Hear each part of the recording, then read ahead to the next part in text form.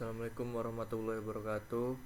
Saya Rizaldo Sabtanata dengan NPM 2401051038 dari Prodi D3 Perpajakan. Di sini saya akan memaparkan materi yaitu tentang kewajiban hukum auditor. Oke, yang pertama, tanggung jawab hukum auditor. Jadi auditor memiliki tanggung jawab hukum atas opini yang diberikan dalam laporan audit. Tanggung jawab ini tidak hanya kepada klien yang menggunakan jasanya, tetapi juga kepada pihak ketiga seperti bank, investor, dan kreditur yang mengandalkan laporan tersebut untuk melakukan keputusan ekonomi. Jika auditor memiliki kelalaian tidak mengikuti standar audit atau melakukan kecurangan, maka auditor dapat digugat secara hukum dan dimintai pertanggungjawaban atas kerugian yang ditimbulkan. Oleh karena itu, auditor wajib bekerja secara profesional, independen, dan sesuai dengan standar auditing yang berlaku untuk meminimalkan risiko kesalahan dan tuntutan hukum. Oke, selanjutnya sumber hukum tanggung jawab auditor. Tanggung jawab hukum auditor bersumber dari dua sistem hukum utama, yaitu common law dan statutory law. Untuk common law sendiri berasal dari putusan-putusan pengadilan sebelumnya yang menjadi dasar dalam menangani kasus serupa di kemudian hari. Dalam sistem ini, hakim melihat preseden atau keputusan terdahulu untuk menentukan apakah auditor bersalah atau tidak. Sedangkan statutory law merupakan hukum yang dibentuk melalui undang-undang atau peraturan resmi pemerintah. Aturan ini secara tegas mengatur kewajiban, tanggung jawab, dan sanksi bagi auditor. Dengan adanya kedua sumber hukum tersebut, profesi auditor memiliki dasar hukum yang jelas dalam menjalankan tugasnya.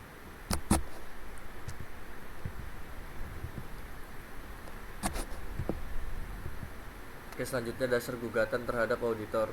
Auditor dapat digugat apabila melakukan pelanggaran terhadap kewajiban profesionalnya. Salah satu dasar gugatan adalah breach of contract, yaitu pelanggaran kontrak antara auditor dan klien karena tidak melaksanakan perjanjian sesuai kesepakatan dalam engagement letter. Selain itu juga auditor dapat digugat berdasarkan hukum perdata apabila melakukan kelalaian berat atau kecurangan yang disengaja. Gugatan ini dapat diajukan oleh klien maupun pihak ketiga yang dirugikan akibat kesalahan dalam laporan audit.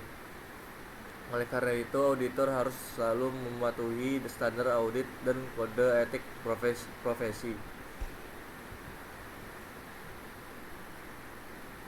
Jenis klien auditor. Klien auditor terdiri dari beberapa jenis, yaitu ordinary atau kelalaian biasa, gross negligence atau kelalaian berat, and fraud atau kecurangan yang disengaja. Selain itu terdapat contributory negligence, yaitu kesalahan yang berasal dari klien, serta constructive fraud, yaitu dianggap curang karena tidak mengikuti standar audit.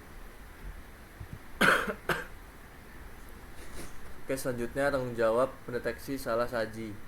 Auditor memiliki tanggung jawab untuk mendeteksi adanya salah saji material dalam laporan keuangan. Salah saji tersebut dapat berupa error, yaitu kesalahan yang tidak disengaja, maupun irregularities, yaitu kesalahan yang disengaja atau kecurangan. Namun demikian, auditor tidak dapat menjamin bahwa laporan keuangan sepenuhnya bebas dari kesalahan. Hal ini karena dalam setiap audit terdapat audit risk, yaitu resiko bahwa auditor memberikan opini yang tidak tepat meskipun prosedur audit telah dilaksanakan sesuai standar. Oke, materi selanjutnya saya jelaskan, yaitu perbedaan risiko dan kegagalan.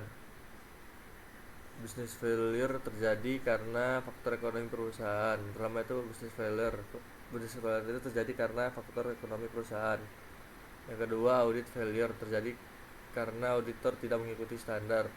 Yang ketiga, audit risk adalah risiko opini salah meskipun audit sudah sesuai prosedur. Unsur auditor dianggap lalai.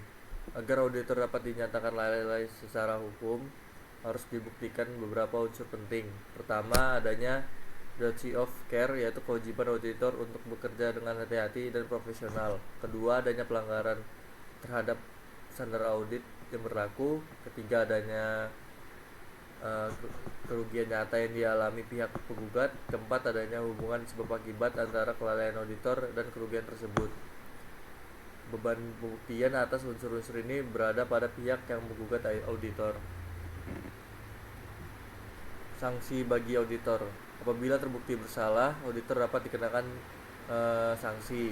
Sanksi tersebut dapat berupa sanksi administratif seperti peringatan, pembekuan izin, atau pencabutan izin praktik. Selain itu, auditor juga dapat dikenakan sanksi perdata berupa ganti rugi atas kerugian yang ditimbulkan, serta sanksi pidana apabila terbukti melakukan kecurangan atau pelanggaran hukum yang serius. Oleh karena itu, kepatuhan terhadap standar audit dan kode etik profesi sangat penting untuk menjaga profesionalisme dan menghindari resiko hukum. Pembelaan auditor. Auditor dapat melakukan pembelaan jika digugat dengan menunjukkan bahwa audit telah dilaksanakan sesuai standar profesional dan tidak terdapat pelanggaran. Auditor juga dapat membuktikan bahwa tidak ada hubungan sebab akibat antara pekerjaannya dan kerugian yang terjadi. Selanjutnya, upaya mengurangi resiko tuntutan. Untuk mengurangi resiko tuntutan hukum, auditor harus selektif dalam menerima klien, membuat perjanjian kerja yang jelas, menjaga independensi, serta menyusun dokumentasi audit secara lengkap dan sistematis. Oke, terakhir atau penutup, profesi auditor memiliki peran penting dalam menjaga keandalan dan kredibilitas laporan keuangan yang digunakan oleh berbagai pihak untuk pengambilan keputusan. Oleh karena itu, auditor dituntut untuk selalu menjunjung tinggi integritas, objektivitas, independensi, serta kepatuhan terhadap standar audit dan kode etik profesi. Dengan sikap profesional dan tanggung jawab yang tinggi, auditor tidak hanya melindungi dirinya dari risiko hukum, tetapi juga menjaga kepercayaan publik terhadap profesi akuntan publik. Oke, mungkin itu saja yang bisa saya sampaikan. Bila ada salah kata, saya mohon maaf. Kepada Allah saya mohon ampun. Assalamualaikum warahmatullahi wabarakatuh.